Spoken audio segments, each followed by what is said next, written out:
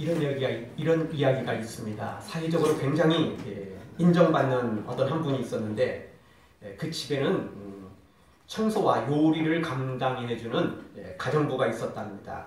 그녀는 무슨 일을 시켜도 아주 깔끔하게 잘 해내는 그런 가정부였습니다. 그런데 한 가지 이상한 일이 있었는데 그것은 집에 놓아둔 고급 술병이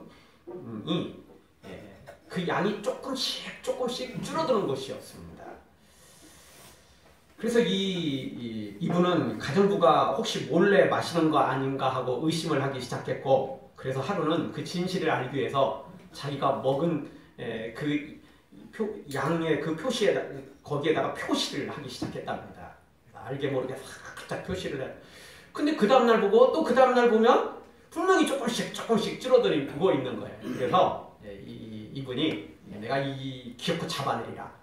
그리고 가정부를 불러다가 아주 따끔하게 혼을 내주겠다고 생각하고, 혼쭐을 내겠다고 생각하고, 이제 그렇게 마음을 먹고는 그거 하기 전에 또 다른 방법을, 이거는 혼내는 거고, 또 다른 이게 괘씸죄에 해당돼서 이거 도저히 안 되겠다 싶어서 그걸 다 마신 다음에 자신의 오줌을 거기다 집어넣는다는 겁니다. 그리고는 이제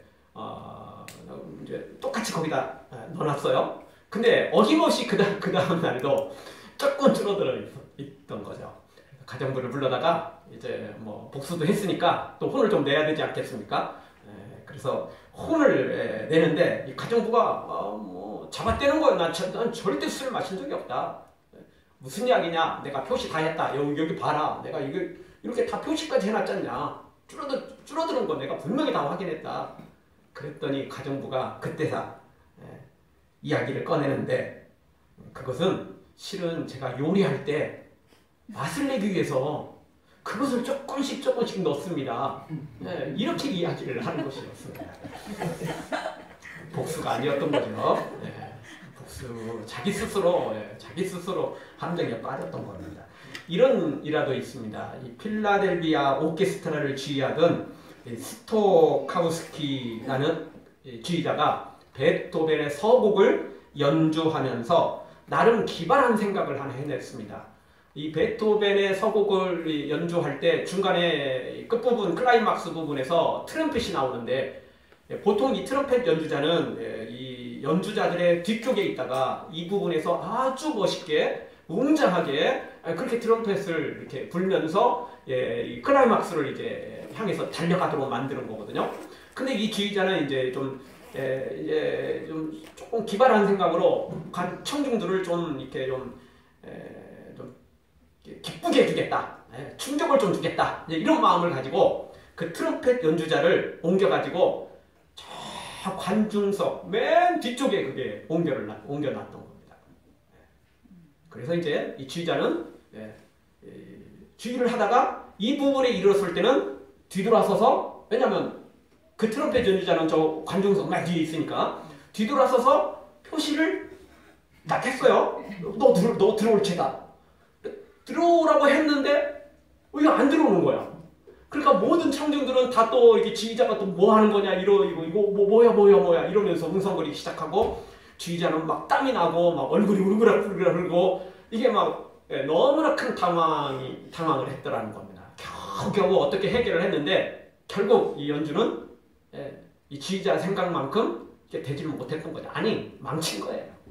알고 봤더니 무슨 일이 벌어졌느냐. 자, 이 연주회를 돕고 있던 수위 한 명이 이게 연주회 잘 되도록 또 뒤에서 이렇게 또 이상한 사람 없도록 만드는데, 아니 갑자기 연주하는데 트럼펫을 가지고 맨 관중석 뒷부분에 자리를 잡고 있는 사람이 있는 거예요. 이야, 저 사람 또 저 완전 아마추어인데 남들 프로들이 저거 연주할 때 지도 한번 또 뭐 해보겠다고 저러는 거 아니다. 그렇게 생각하고는 몸을 날려가지고 그 트럼펫 연주자를 기어코 그냥 밖으로 끌어냈더라는 겁니다. 그랬더니 지휘자가 아무리 지휘를 해도, 야, 너 나올 차례야, 너 트럼펫이 너야, 이렇게 해도 나올 수가 없었던 거예요. 왜? 그 연주자 쫓겨났거든요. 참 이 수위는 이 연주를 잘 더 잘 되도록 그렇게 자기는 열심을 했는데 알고 봤더니 연주를 망쳐버린 장본인이 되고 말았던 것입니다. 이렇게 오해와 편견은 이렇게 무서운 결과를 낳기도 합니다. 그런데 성경을 보면 예수님만큼 오해를 받은 사람이 있을까 할 정도입니다. 예수님의 모든 말과 행동들은 오해의 연속이라고 할 수 있습니다. 뭐 그렇게밖에 설명이 불가능합니다. 무슨 말을 해도 또 무슨 행동을 해도 오해입니다. 아니 뭐 병든 자 일으키고 귀신을 쫓아내면 뭐 같이 기뻐하고 즐거워하고 박수 쳐줘야 될 일인데 귀신의 이름을 힘입어서 귀신을 쫓아낸다. 이렇게 오해할 정도니까 뭐 할 말이 없어요. 할 말이 없어요. 예? 진짜 말 그대로 귀에 걸면 귀걸이, 코에 걸면 코걸이 될 정도로 그렇게 스스로 오해를 했던 것입니다. 근데 그 오해는 예수님이 그렇게 만들어준 게 아니라 자신들의 시기 질투 때문에 그렇게 죄에 빠져서 양심이 화인 맞아서 그런 일을 벌인 것이라고 밖에 설명할 길이 없는 것입니다. 옛날 속담 그대로 방귀 낀 놈이 성낸다고 지네들이 더 잘못했는데 지네들이 더 큰 소리 치는 격입니다. 돼지 눈에는 돼지밖에 안 보인다고 다 자기들이 맨날 사기치고 거짓말하니까 예수님도 그러는 줄 아는 거예요. 진실은 생각하지 않고 그냥 그렇게 몰아붙이는 거죠. 자신들의 허물과 죄를 감추기 위해서 일부러 예수님을 몰아붙이는 것이었습니다. 일부러 오해를 하는 것이었습니다. 그래야만 자신들에게 조금이라도 더 정당함이 생기기 때문에 그렇습니다. 이 사이코패스라는 정신질환자들이 있습니다. 이 사람들의 특징은 뭐냐면 반사회적인 행동을 하고 공감 능력이 부족하고 죄책감이 결여되어 있고 통제력이 안 되는 사람들이고 극단적인 자기중심성을 가지고 있고 이런 기만 같은 이런 특징들을 가지고 있는 사람들이 이 사이코패스의 기질을 드러내게 되는 것입니다. 이런 사람들을 대부분 이 묻지마 살인을 이제 저지르는 경향들이 있게 됩니다. 그런데 제가 보기에는 당시 이 종교 지도자들도 이 사이코패스 같은 사람들입니다. 다만 이 사람들은 사회적인 지위와 명예와 돈과 뭐 이런 것들을 가지고 있기 때문에 굳이 살인을 저지르지는 않아요. 그런데 알고 보면 이들도 똑같아요. 자신들을 대항하는 사람들한테는 정치적인 살인을 하는 거예요. 사회적인 살인을 하는 거예요. 명예적인 살인을 하는 거죠. 그러니까 직접 칼 들고 죽이지는 않지만 이 사람들은 품위 있게 살인을 해요. 품위가 아니에요, 사실은. 근데 자기 스스로는 품위 있게 하는 거예요. 문화적으로, 문화인답게. 그렇게 정치적인 살인, 명예적인 살인, 사회적인 살인을 하는 거예요. 완전히 사이코패스예요. 정말 똑같아요. 죄책감 결여됐고 공감 능력 부족하고 통제력 안 되고 극단적인 자기중심주의에 빠져있는 사람들이에요. 자기만 옳고 남은 틀린 거예요. 자기가 하면 오매 쓰고 남이 하면 다 불륜이에요. 이게 이 극단적인 사람들이거든요. 근데 이 예수님 당시의 종교 지도자들이 이런 사람들이 아니었는가 생각됩니다. 왜? 예수님을 향하여 비난하는 거 보면 뭐든지 다 비난해요. 이러면 이런다, 저러면 저런다. 세례요한은 와서 금식하고 잘 같이 어울리지도 않고 먹는 거, 입는 거 이런 것들 다 절제하니까 세례요한 또 얼마나 욕했는지 몰라요. 지가 뭘 얼마나 뭐 대단하다고 거룩한 채, 경건한 채 이러면서 욕했어요. 그랬더니 또 예수님이 오셔서 먹고 마시고 그랬는데 뭐 부자들과 막 잔치를 벌인 게 아니라 사실은 가난한 사람들과 그냥 콩 한 조각이라도 같이 나눠 먹는 이런 잔치를 벌인 거거든요. 무슨 막 산의 진미를 쌓아놓고 잔치를 벌인 게 아니고 콩 한 조각, 물 한 잔 갖다 놓고 그냥 그렇게 기쁘고 즐겁게 잔치를 벌였어요. 그랬더니 이번에는 또 예수님한테 그냥 맨날 먹고 마시기를 탐하는 그런 사람이라고 막 욕하지 않습니까? 이러면 이런다고 욕하고 저러면 저런다고 욕하고 방법이 없어요. 방법이 없어요. 칭찬받을 길은 유일한 하나밖에 없어요. 자기들 앞에 와서 무릎 꿇고 자기들이 최고라고 높여주면 그때서 칭찬해 줄 사람들이 바로 이런 사람들이라고 밖에 더 이상 설명할 길이 없는 것입니다. 쉬운 설명 하나 더 드리자면 예수님은 평일뿐만 아니라 안식일에도 병자들을 고치셨습니다. 그렇지 않습니까? 아니 지금 손이 마르고 또 몸에 장애가 있고 귀신이 들려서 고통받는 사람들을 아니 오늘은 안식이니까 내일 고칩시다. 이게 정상입니까? 나쁜 일을 하는 게 아니고 의로운 일을 하고 좋은 일을 하는데 한시라도 1분 1초라도 빨리 고치고 빨리 회복시켜야 되는 거 아니겠어요? 여러분 나는 지금 아파갖고 막 병원에 갔는데 막 의사가 조금 너무 피곤해갖고 좀 한숨 자고 치료하죠. 이러면 여러분 선생님도 바쁘시겠죠. 한숨 주무십시오.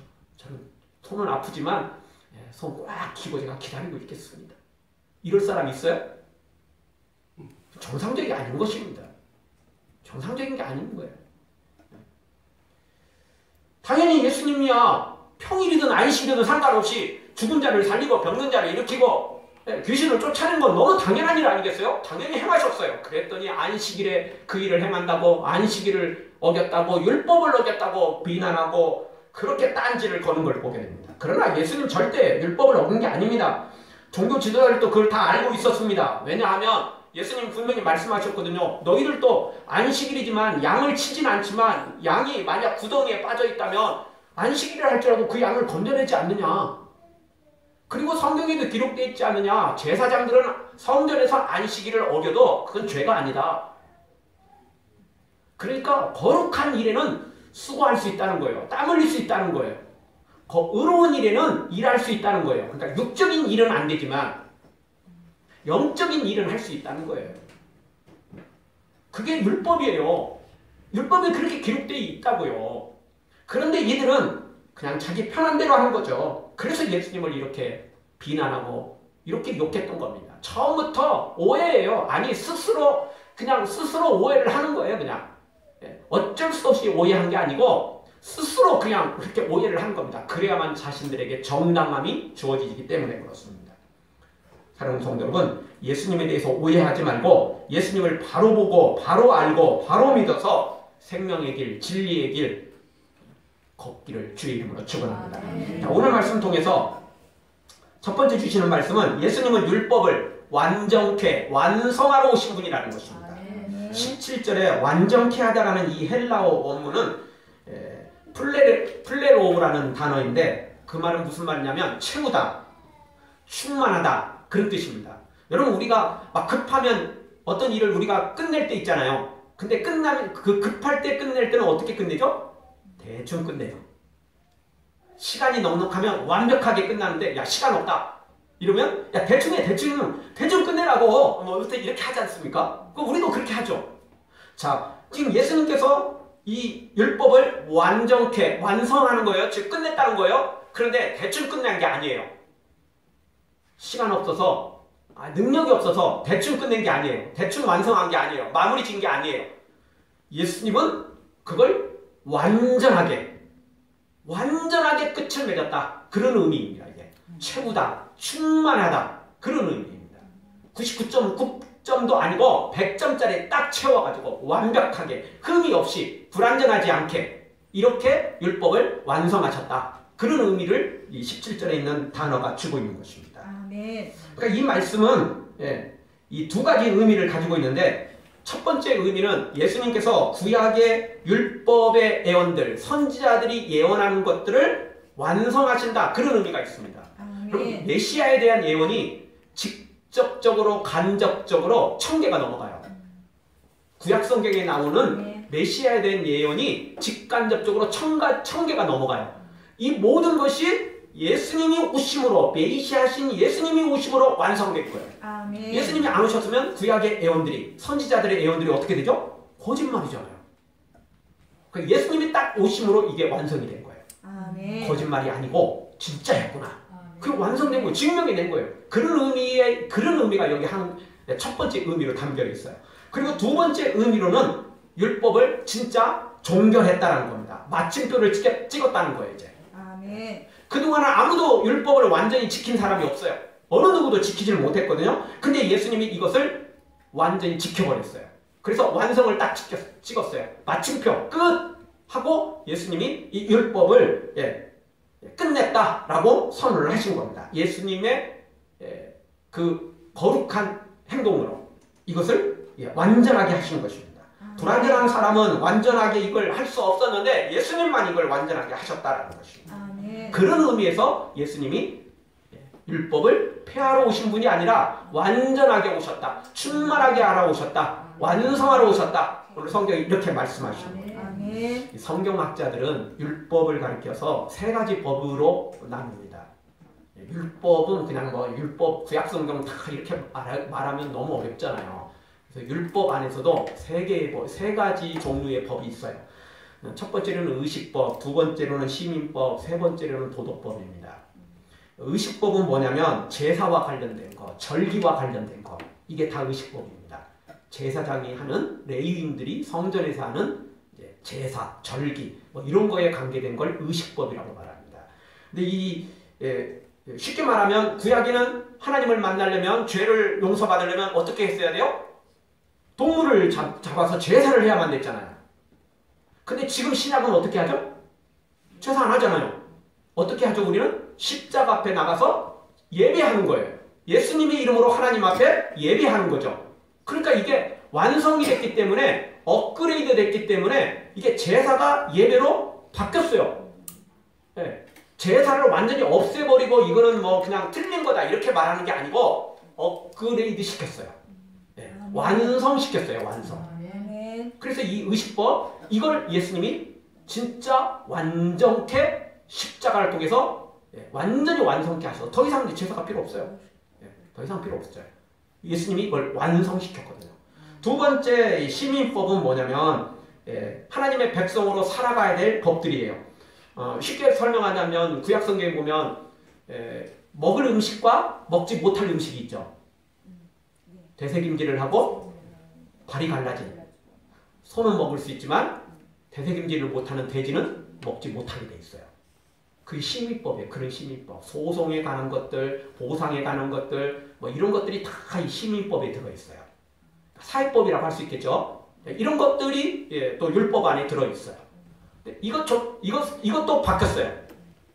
그게 왜 하나님께서 굳이, 왜 돼지고기 맛있잖아요. 우리도 돼지고기 먹지 말까요? 그런 구약처럼? 근데 신약에는 상관없어요. 그럼 왜 굳이 하나님은 왜 돼지고기를 구약에 먹지 못하게 하셨을까? 우리도 잘 알지만 돼지고기는 쉽게 상하잖아요. 소고기는 육회로도 먹을 수 있잖아요.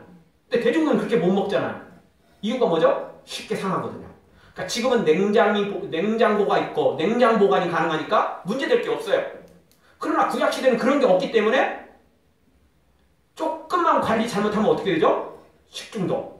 지금이야 약이 잘 돼 있고 병원에 쉽게 갈 수 있고 이러니까 살아날 수 있지만 그 옛날 그 시절에 잘못 먹으면 어떻게 되죠? 그걸로 끝이에요. 그걸로 인생 끝이라고요. 그러니 하나님께서 그래서 못 먹게 한 거예요. 하나님 돼지고기 몰래 먹으시려고? 그러신 게 아니고 우리를 위해서 못 먹게 하신 거예요. 우리를 위해서. 네. 그래서 구약성경 주셨어요. 그러나 신약에는 달라졌잖아요. 이게 문화가 문명이 발달했어요. 사람들이 지식적으로도 많이 이제 발달했어요. 그래서 뭐가 위험하고 뭐는 어떻게 해 먹어야 되고 어떻게 주의를 해야 될지 잘 알고 있잖아요. 그래서 이제는 시민법도 바뀌었어요. 이제는 그 상황에 맞게 조금 자유롭게 해준 거죠. 그리고 마지막 세 번째는 도덕법이거든요. 이 도덕법은 가장 쉽게 표현하면 십계명이에요. 십계명이 이제 더 확장되는 게 사실이지만 그래도 딱 요약하자면 십계명이에요. 근데 이제 이 두 가지는 업그레이드 시켰잖아요. 제사는 완전히 예배로 바뀌었고 시민법은 조금 더 확장을 시켰어요. 사회법은 좀 확장을 시켰죠. 그러나 도덕법은 그대로 적용돼요. 이거는 더 강화됐어요. 다 업그레이드 시켰어요. 쉽게 설명하자면 자, 구약에는 살인죄가 매우 무서운데 구약에는 사람을 안 죽이면 살인죄가 아니잖아요. 그런데 신약에는 어떻게 되죠? 형제를 미워하는 것이 곧 살인죄예요. 분명히 성경에 기록되어 있거든요. 그리고 예수님 또 말씀하셨잖아요. 여자를 보고 음욕을 품는 자는 이미 마음에 간음을 했다는 거예요. 그러니까 실제 그게 가늠죄하고는 틀리겠죠. 실제 살인죄하고는 틀리겠죠. 그래도 하나님의 법이 얼마나 무섭고 엄격한지 형제를 미워하는 것만으로도 그게 살인죄에 해당된다는 거예요. 진짜 사람을 죽인 살인죄하고는 물론 차이가 나죠. 근데 구약기는 사실은 맛보기만 준 거예요. 그냥 기본적인 것만 준 거예요. 근데 신약에 봐서는 마음으로도 짓는 죄도 죄라니까요. 그만큼 하나님의 법은 사실 무서운 거예요. 엄격한 거예요. 그걸 예수님께서 구약의 이게 율법, 이게 참 아주 이게 어떻게 보면 단순한 거예요. 그것도 우리로서는 못 지키지만 어떻게 보면 요약시켜 준 거고 어떻게 보면 그게 조금 감해 준 거예요. 근데 예수님이 진짜 오셔서 진짜 율법의 정신을 가르쳐 줬어요. 미워해서도 안 된다. 마음으로 죄를 짓는 것도 안 된다. 선을 행하지 않는 것도 죄다. 구약에는 악을 행하는 게 죄거든요. 신약에는 달라지잖아요. 이게 다 업그레이드 시켰어요. 다 완성을 시켰다는 거예요. 구약에는 불완전했어요. 율법은 불완전했어요. 그 불완전한 것조차 못 지키는 우리. 그런데 예수님이 오셔서 더 업그레이드 시킨 법을 주셨어요. 근데 그것도 지킬 수 있는, 그리고 가능하도록 만드는 것은 성령님이시죠. 성령님이 오시면 그게 충분히 가능한 거예요. 여러분, 아무리 어려운 것도 내가 아는 건 쉬운 거예요. 아무리 쉬운 것도 내가 모르는 건 어려운 거거든요. 성령님이 함께 하시니까 이 어려운 법도 지켜 나가게 되더라는 거예요. 그리고 못 지키는 거는 또 십자가 앞에 또 철저히 회개하고 또 몸부림치고, 그렇게 하면서 우리가 이 말씀을 완성시켜가는 거죠. 예수님이 완성시켜놨으니까 우리가 그렇게 완성시켜가는 것입니다. 그래서 이 율법으로는 절대 구원을 얻을 수 없어요. 왜냐하면 처음부터 불완전하거든요. 그래서 히브리서 10장 1절, 율법은 장차 오는 좋은 일의 그림자요 참 형상이 아니므로 해마다 늘 드리는 바 같은 제사로 나오는 자들을 언제든지 온전케 할 수 없느니라. 율법은 아무리 제사를 많이 해도 완전하게 죄 없게 할 수는 없어요. 구약의 제사가 효력을 갖는 이유는 십자가 때문이에요. 여러분, 수표 우리가 사용하는 건 이유가 뭐죠? 은행이 보증하기 때문이에요. 수표가 부도나면 어떻게 되죠? 종이 조각이에요. 찢어서 없을 거예요. 갖고 있어봤자 소용없어요. 구약의 제사는 수표와 같아요. 예수님의 십자가 없으면 부도난 수표예요. 그거 부도난 제사예요. 십자가 때문에. 그러니까 구약 사람들은 정확히 알지는 못했지만 엄격하게 말하면 구약 사람들도 오실 예수님을 바라보고 십자가에 달리실 예수님을 바라보고 구원받은 거예요. 우리는 이제 오신 예수님을 믿고 구원받고, 구약 사람들은 이걸 정확히 알지는 못했어요. 그럼에도 불구하고 그 제사 속에는 십자가의 그림자거든요. 그거는요. 예수님의 그림자이거든요. 그 제사 자체가. 율법으로는 절대 완전하게 될 수 없어요. 여러분, 그 스포츠 종목 중에 체조, 또 피겨 스케이팅이 있습니다. 여러분, 그걸 보면 조금 보고 나면 이제 우리가 좀 알게 되는데, 거기에는 기술 난이도라는 게 있습니다. 그 종목이 있는데 똑같은 종목이지만 그렇지 않아요. 체조를 해도 공중에서 2바퀴, 3바퀴 또는 몸을 비틀면서 이렇게 도는 게 있어요. 그래서 어떤 사람은 발을 막 몇 발자국 해도 점수가 잘 나오는 사람이 있고, 어떤 사람들은 쫙 이쁘게 나비처럼 내려앉아도 점수가 낮은 사람이 있어요. 이유가 뭐죠? 난이도가 낮은 걸 선택하면 아무리 만점을 맞아도 그 원래 난이도가 낮아갖고 만점이 안 나오는 거예요. 근데 난이도가 높은 걸 설정하면 조금 실수해도 가산점을 받기 때문에, 난이도가 높은 걸 이 실력이 좋은 선수들은 높은 걸 설정하죠. 피겨스케이팅도 똑같아요. 어떤 선수들은 엉덩방아를 찧어놓고도 점수가 높은 선수가 있는 반면, 어떤 선수는 실수가 하나도 없는 것 같은데도 점수가 낮은 선수가 있어요. 이유가 뭐죠? 난이도를 처음부터 낮은 걸 선택했어요. 이 낮은 걸 선택한 사람은 실수가 하나도 없어도 좋은 점수 맞기는 어려워요. 자기 실력이 낮으니까 그렇게 선택한 거예요. 여러분, 율법으로는 난이도가 낮기 때문에 아무리 잘 지켜도 구원에 이를 수가 없어요. 그런데 예수님이 주신 이 은혜의 율법, 은혜의 말씀, 이 진리 십자가는 처음부터 난이도가 100점짜리예요.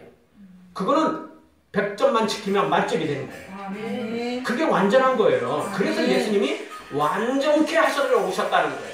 율법은 처음부터 불완전한 것이었지만 예수님의 십자가는 완전시킨 거, 완전하게 100점짜리, 만점짜리 딱 채우신 거라는 거예요.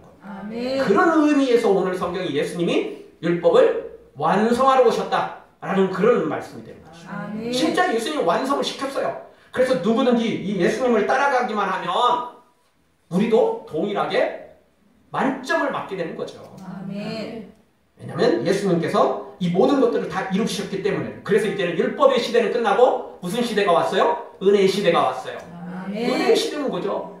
율법을 지킴으로 은혜 구원받는 게 아니고 은혜로, 하나님의 은혜로, 십자가의 은혜로 우리가 구원받게 되는 것입니다. 아멘. 그러니까 믿으면 된다는 거예요. 아멘. 물론 그냥 입으로만 믿으면 안 되죠. 말로만 믿는다고 그러고 행동은 엉뚱한 짓 하면 안 되죠. 사랑한다고 말하면서도 행동은 엉뚱한 남자 만나고 또 엉뚱한 여자 만나고 그건 사랑이 아니잖아요. 가짜잖아요. 속임수잖아요. 사기잖아요. 제대로 믿어야 되겠죠. 그렇게만 하면 된다는 것입니다. 사랑하는 성도 여러분, 불완전한 율법에 매여 있지 말고 십자가로 율법을 완성하신 예수님을 통해 100점짜리 구원에 이르는 우리 모두가 되어지기를 주의 이름으로 축원합니다. 다 같이 한번 따라서 하겠습니다. 예수님은 율법을 완성하셨습니다. 예수님은 율법을 완성하셨습니다. 완성하셨습니다. 불완전한 걸 완전히 100점짜리로 예수님 따라가면 이제는 문제될 게 하나도 없어요. 근데 율법 따라가면 아무리 잘 지켜도 처음부터 난이도가 낮았고 만점이 안 나온다니까요. 두 번째 주시는 말씀, 예수님은 십자가와 사랑으로 율법을 완성하셨다는 겁니다. 아멘. 예수님이 율법을 완성하셨는데 무엇으로 완성하셨느냐? 첫 번째는 십자가로 완성하셨고 두 번째는 사랑으로 완성하셨습니다. 아멘. 십자가만 진다고 다 되는 게 아닙니다. 십자가에서 죽으셨다고 이게 다 완성되는 게 아니에요. 사랑이 없이는 그 십자가도 무용지물이 될 수도 있어요. 너무 오해하면 안 됩니다. 그렇지만 분명한 건 그게 확실한 것입니다. 여러분 고린도전서 우리가 잘 아는 13장 3절 내가 내게 있는 모든 것으로 구제하고 또 내 몸을 불살하게 내어준다 할지라도 뭐가 없으면? 사랑이 없으면 아무것도 아니에요. 빵점이라는 거예요. 예수님께서 십자가에 죽으신 것은 그냥 달린 게 아니고 우리를 사랑했기 때문이에요. 아멘. 그 사랑이 그 사랑이 우리를 완벽하게 구원에 이르도록 만드는 거예요. 아멘. 사랑이 없으면요 소용이 없어요. 사랑이 없으면. 그래서 예수님께서도 마태복음 22장에서도 분명히 선언하셨습니다. 예수께서 가라사대 내 마음을 다하고 목숨을 다하고 뜻을 다하여 주 너희 하나님을 사랑을 하셨으니 이것이 크고 첫째 되는 계명이요 둘째는 이와 같으니 내 이웃을 내 몸과 같이 사랑을 하셨으니 이 두 계명이 온 율법과 선지자의 강령이니라. 아멘. 이 두 계명이 율법이고 선지자가 말한 하나님의 말씀이라는 거예요. 어떤 거? 하나님 사랑, 이웃 사랑. 아무리 행동을 잘했어도 이 사랑이 빠지면 소용없어요. 빈 껍질이에요. 빈 껍질이에요. 빈 깡통이 시끄럽다고 이런 건 화려하기만 할 뿐 실제로는 아무것도 아니죠. 그래서 로마서 13장 10절 그러므로 사랑은 율법의 완성이니라. 아멘. 사랑만 갖고는 되는 거 아니에요. 절대. 십자가와 함께 이 사랑이 함께 뭉칠 때 그게 완벽한 구원이 되는 거죠. 예수님은 그 일을 하셨어요. 예수님은 그 일을 하셨죠.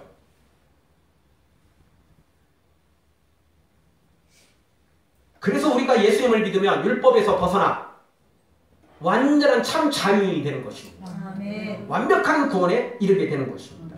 고린도후서 3장 17절 주는 영이시니 주의 영이 계신 곳에는 자유함이 있느니라. 아멘. 그래서 예수님 믿기만 하면 자유함이 있는 것입니다. 죄에서 자유롭게 되고 율법에서도 자유롭게 되는 것입니다. 그래서 완전한 구원에 이르게 되는 것입니다.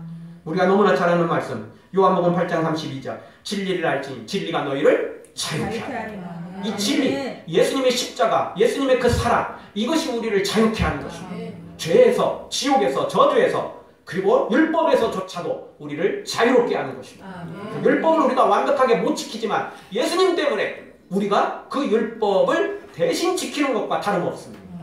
이것은 마치 우리가 축구 경기를 할 때 내가 후보자가 됐다 할지라도 막상 결승전 경기에 못 뛰었다 할지라도 내가 그 팀의 선수라면 금메달 따면 나도 금메달 따는 거예요. 그 선수와 같이 동참하면 되는 거예요. 꼭 내가 골 넣어야 돼요? 내가 꼭 해트트릭 해야 돼요? 해트트릭 하는 선수는 그러면 진짜 순금 주고 너는 한 경기만 뛰었으니까 너는 금 조금 너는 후보 너는 결승전 뛰지도 못했어. 얘는 금메달 아니고 이럽니까? 아니에요. 상관없어요. 예수님이 지켰는데 예수님이 대표자로 지켰어요. 인류의 대표자, 모든 사람의 대표자로. 그래서 그 예수님 우리가 영접만 하면, 그 예수님과 함께 하기만 하면 예수님의 모든 영광이 내 것이 되는 거죠. 예수님이 율법을 지켰으니까 우리도 율법을 지킨 거나 다름이 없는 거예요. 근데 대신 예수님과 또 떨어지면 소용없어져요. 그러니까 영원히 예수님과 함께 붙어 있어야 돼요. 아멘. 내가 예수님 안에 거하고 예수님이 내 안에 거하고 아멘. 절대 둘이 되면 안 돼요. 영원히 하나만 되면 돼요. 아멘. 그러면 우리는 율법을 완성하신 예수님 때문에 우리도 완벽하게 완성자가 되는 것이죠. 사랑하는 성도 여러분, 이 예수님을 영접하고 그리고 그 예수님을 계속 닮아가고 따라가고 그 예수님과 함께 동행해서 우리도 율법을 100점 완벽한 만점짜리로 지켜 참 구원에 이르는 우리 모두가 되기를, 그래서 모든 것에서 자유로운 하나님의 사람 되어지길 주의 이름으로 축원합니다. 아멘. 기도하겠습니다. 통성으로 기도할 때